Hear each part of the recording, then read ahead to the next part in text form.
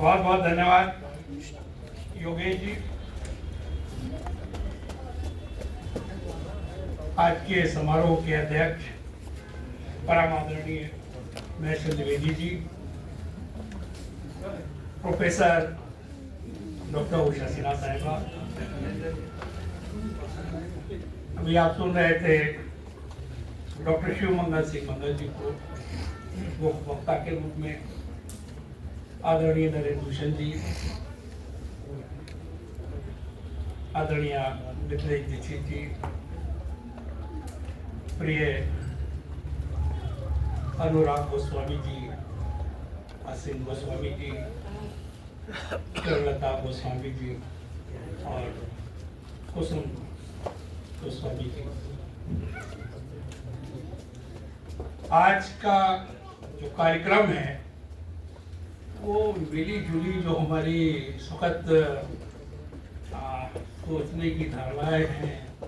एक तो हम लोगों ने कभी कल्पना नहीं की थी कि शायद इस हाल में गोस्वामी जी के बिना कोई कार्यक्रम होगा, उसमें हम लोग बैठे होंगे। वो जो पीड़ा है वो अपनी जगह है, लेकिन आज ये कार्यक्रम जो उनके परिवार की तरफ से आयोजित किया गया, मैं उसके लिए दिल की गहराइयों से उनको बधाई और मुबारकबाद पेश करता हूँ। बहुत कम साहित्यकार ऐसे हैं जिनके परिवार में भी साहित्य हो या साहित्य प्रोत्साहन का जज्बा हो। बहुत सारे साहित्यकार हैं, पूरी जिंदगी काम करते हैं। अब सबकी किस्मत जो है वो निशंक जी जैसी नहीं है कि उनके पास अनिल जैसे पुत्र है कि उन्होंने उनकी क्षमा को रोशन किया।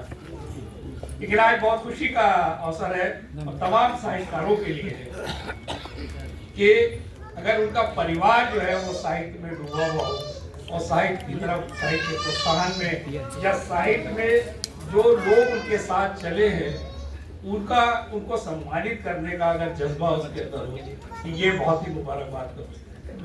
मुझे बहुत उसकी खुशी हो रही है आज देख के कि आज गोस्वामी जी के का पूरा परिवार यहाँ मौजूद है और उनके नाम पे जो सांस्कृतिक मंच बनाया गया, इसके लिए भी मैं बहुत बधाई देता हूँ कि आपने आज ही नहीं, मुझे ऐसा लगता है कि आगे की भी इसमें मुझे दिख रही है कि आपका जो जज्बा है वो बहुत अच्छा है। बहुत बहुत इसके लिए धन्यवाद। हमारा तो बहुत लंबा उनका साथ है।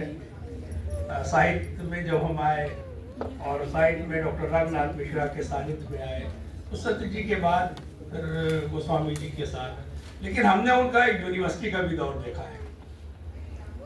यूनिवर्सिटी में भी उनको प्रोफेसर के रूप में देखा और इतना सरल व्यक्तित्व, बल्कि सरलता की जो प्रतिमूर्ति कहा जा सकता हो तो शायद गोस्वामी जी वैसे थे। लेकिन विश्वविद्यालय में जो छात्र थे वो उसी इतना डरते थे,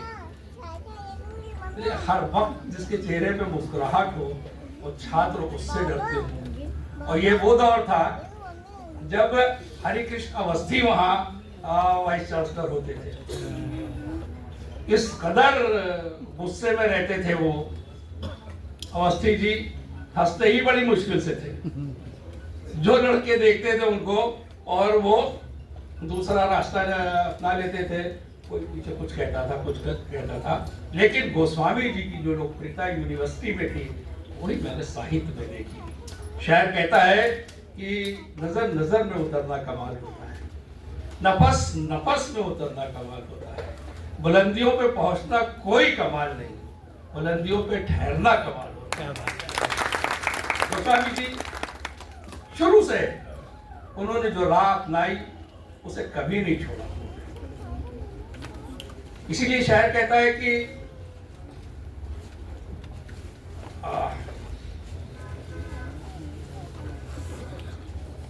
चलिए विद्यानाथ है तो आज मैंने जैसे बताया कि अजब तरह की कैफियत है और उस कैफियत में मैं यहाँ खड़ा हूँ। गोस्वामी जी ने इसमें जो दोहे लिखे, ये दोहे की पुस्तक जिस पे अभी आपने शिव मंगल सिंह मंगल जी को सुना, मैंने ये भी किताब देखी। मुझे लगता है कि योगेश जी जो है वो बहुत ही समझदार हो गए हैं।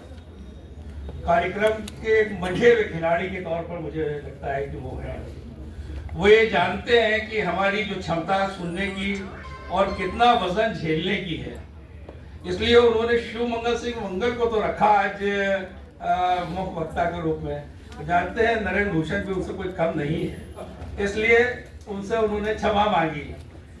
हमने सुना और पूरा हक अदा किया। आदरणीय शिव मंगल सिंह मंगल जी ने बेहतरीन तरीके से इस किताब को आपके सामने प्रस्तुत किया है। तो जो बचे हुए जो राष्ट्र के बड़े पुरोधा हैं उनको समर्पित जो दोहे हैं वो अभी आपने सुना लता जी से। आपने इतने अच्छे दोहे, इन दोहों का कमाल ये है, ये तो जो पैरामीटर है दोहे का जिसका जिक्र भी अभी कर रहे थे शिव मंगल जी, वो उसका पूरा उन्होंने ध्यान रखा। एक भी दोहा पैरामीटर से नहीं उतरा और उन्हें कहा कि इस पे क्या कहना है। मैं पूरी तरह सहमत हूँ कि एक आज का दौर ये है कि कुछ राइटर बैठते हैं, प्लान करते हैं कि उन्हें क्या काम करना है, एक उसका खाका तैयार करते हैं, फिर उसके उस खाके में अपने साहित्य को ढालते हैं। लेकिन ये पूरी तरह से सोचा समझा हुआ नहीं है, बल्कि जब जहाँ जैसी उन्होंने सिचुएशन देखी वैसे उन्होंने दोहे उसके लिए उन्होंने इसमें लिखे हैं। और दोहे नहीं बल्कि पूरा साहित्य, इतना साहित्य मैंने अब तक उनका देखा है, जबकि वो साहित्य के क्षेत्र में से बहुत दूर दूर, जैसे वो खुद भी कानून के ज्ञाता और उनके घर में यानी आदरणीय शिवा माया जी वो स्वयं कानून की से ताल्लुक रखने वाली, पूरा घर कानून से बंधा हुआ। और उसके बाद भी साहित्य में जब वो आते हैं तो जब वो गज़ल कहते हैं तो गज़ल की जो शायरी है वो अलग बोल रही है। जब वो छंद कह रहे हैं, छंद अपने आप में अलग अपना बयान कर रहे हैं। और जब दोहे की दुनिया में पहुंचते हैं, यानी हर विधा को छूना और हर विधा में प्रांगत होना, ये बहुत बड़ा किसी भी साहित्यकार के लिए बड़ा गौरव की बात है। और मेरे लिए तो यही गौरव की बात है कि गोस्वामी जी को तमाम विधाओं पे पूरी तरह से वो गुण हासिल था। मैं तो अक्सर ये कहता था कि मैं तो गोस्वामी, वैसे भी मैं हर गोस्वामी में तुलसी को देखता हूँ, तो जो विद्वता है वो गोस्वामी जी में कूट कूट के भरी थी, वो हम लोग उसको देखते थे। आप देखिए कि उनके चंद देखिए कि राम भाजो चाहे श्याम भाजो रे, राम भाजो चाहे श्याम भाजो रे, राम वही घनश्याम वही है, राम जपो चाहे श्याम जपो रे, मिलता तो भगवान वही है, मिलता तो भगवान वही है। राम कहो रहमान कहो रे, सब नामों में जान वही है, हिंदू मुस्लिम सिख ईसाई सब घट में प्राण वही है। मतलब उनके दोहे समाज को एक नई दिशा देने वाले, उनके छंद समाज को एक नई दिशा देने वाले हैं। इसी तरह जब वो शायरी में आते हैं, जब गजल की दुनिया में कदम रखते हैं, तो देखिए कहते हैं कि जिंदगी रोज गुजरती है आप दाने में, जिंदगी रोज गुजरती है आप दाने में, थोड़ा वक्त तो लगता है मुस्कुराने में। क्या जिंदगी रोज गुजरती